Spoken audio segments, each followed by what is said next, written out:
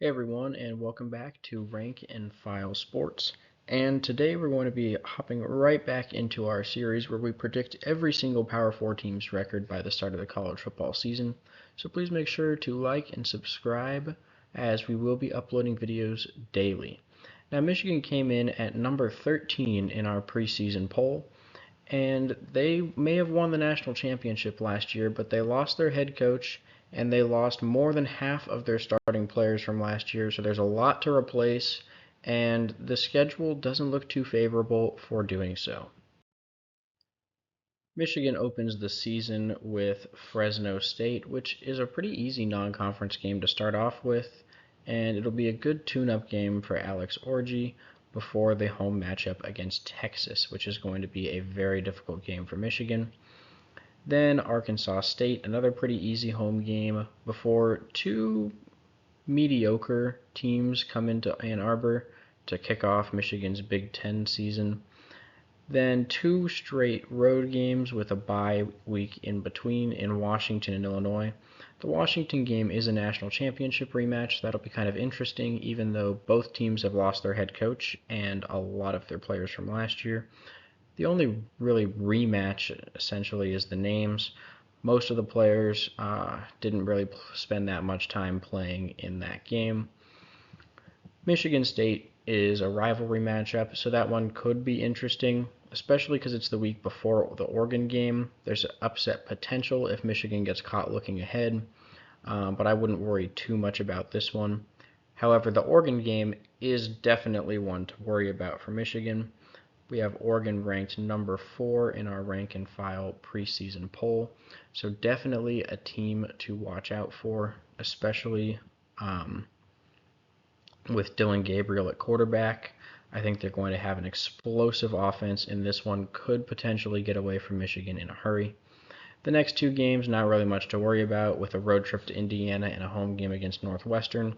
Both of those teams are in heavy rebuilding mode, and I just don't really expect them to compete. And finally, they finish the season with a road trip to Columbus. This game will be at noon on Fox, like every single year. And just like the past few years, I expect this to be a very anticipated and very good game. But the fact that it's in Columbus and the fact that Ohio State is very hungry for a win in this rivalry doesn't necessarily bode well for Michigan.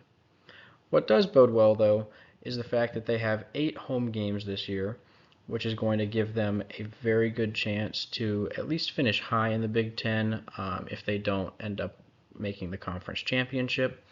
And that leaves them with 4 away games. As I mentioned already, 3 top 25 opponents, which are all going to be ranked in the top 5 to start the season, and a schedule difficulty of 6 out of 10. Checking out the guaranteed wins for the Michigan Wolverines in 2024, we open with Fresno State as well as Arkansas State. Not much to be explained here. Both teams are mid-major programs that big name schools like Michigan often fill their early portion of the schedule with. And looking at Northwestern, they just have an absolutely brutal schedule. David Braun did an absolutely amazing job as first year coach, taking over a program in turmoil who was emerging from a scandal, and he won 8 games. But taking a look at their schedule is just absolutely brutal. They're going to be taking a big step back this year, so we incorporated that as a guaranteed win for the Wolverines. As far as likely wins are concerned, the first one is the USC Trojans. They're joining the Big Ten this year, as we all know. Lots of defensive questions, and obviously the biggest question of them all is Caleb Williams' departure for the NFL, especially since they play at the Big House early in the season. This is going to be a tough one for SC to pull off the upset in. As far as Minnesota, they're going to be one of the weaker Big Ten teams this year. Michigan is losing a lot of guys, whether it's to the NFL draft or to the transfer portal, but it's just not a likely scenario in which the Golden Gophers are able to pull off the upset either. Looking at Washington, their roster is massively depleted after last year's national championship appearance, so it would be unrealistic to expect a disciplined team like Michigan to falter against them. And as far as Illinois, Michigan State, and Indiana are concerned, these are all teams that are rebuilding. some more than others, but they just don't have the firepower to hang with the Wolverines for 4 quarters. Someone like Michigan State, due to the fact that it's a big rivalry game, may be able to keep the game close for a half, but beyond that, it's highly unlikely that they'll be able to keep it close the whole rest of the way. For the likely losses for these Wolverines, we start off with the Texas Longhorns. They travel to Ann Arbor early in the season for a heavyweight non-conference clash. We just think Quinn Ewers is going to make too much of a difference for the Longhorns. They may be losing some key wideouts like Xavier Worthy or Adonai Mitchell, but they have big-time weapons and athletes still. For example, Isaiah Bond, the transfer from Alabama. The defense on both teams will be playing lights out, but we have Texas emerging from the big house with the W. And as far as the Oregon Ducks are concerned, we think they're going to challenge Ohio State for the Big Ten Championship in their inaugural season in this conference. We think this team is absolutely loaded and a potential national championship contender. So we just think Michigan's losing too much talent to be able to compete for the whole game, despite the fact that they have home field advantage late in the season. And this is one that's going to really hurt Michigan fans, but we do have them losing to Ohio State in all likelihood. We think that Ohio State just went into the portal and got too much talent for a team like Michigan, who's losing a lot of guys, as well as their coach to the Los Angeles Chargers of the NFL. We just think they're going to be too much to be able to, for Michigan to be able to hang with for the majority of the game, especially given the fact that it's at the Horseshoe in Columbus on Senior Day. The Buckeyes have lost 3 games in this series in a row. We just think this is a year that the Buckeyes finally get back on track. As I mentioned, I don't really think that the Fresno State game or the Arkansas State game is going to give Michigan any trouble.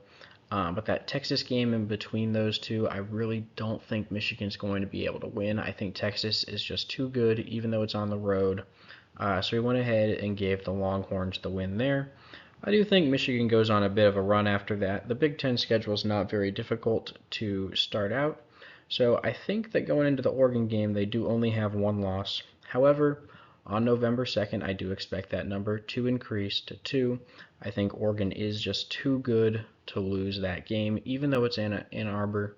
I just think that Dillon Gabriel at that point in the season is going to be very well incorporated into this explosive Oregon offense, and it's just going to be a little bit too much for the Wolverines to handle.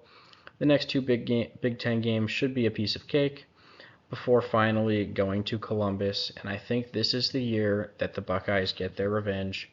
I do have Ohio State winning that game. So this puts our projected record for Michigan at 9-3, with a projected record of 8.6 and 3.4, which comes from all of these percentages we assigned to the games added up. FPI isn't quite as high on the Wolverines as we are. They have them closer to 4 losses. I don't really see a game on their schedule that they would even potentially lose for a 4th loss. They have a 28.5% chance to make the playoffs. I think in order to do that, they're going to have to win one of those big 3 games that I mentioned. Otherwise, there's just really no chance of a 9-3 team making the playoffs. And finally, they have a 1.7% chance to win the national championship. Anyways, thank you guys so much for watching. Please make sure to like and subscribe so you can see all of our daily uploads.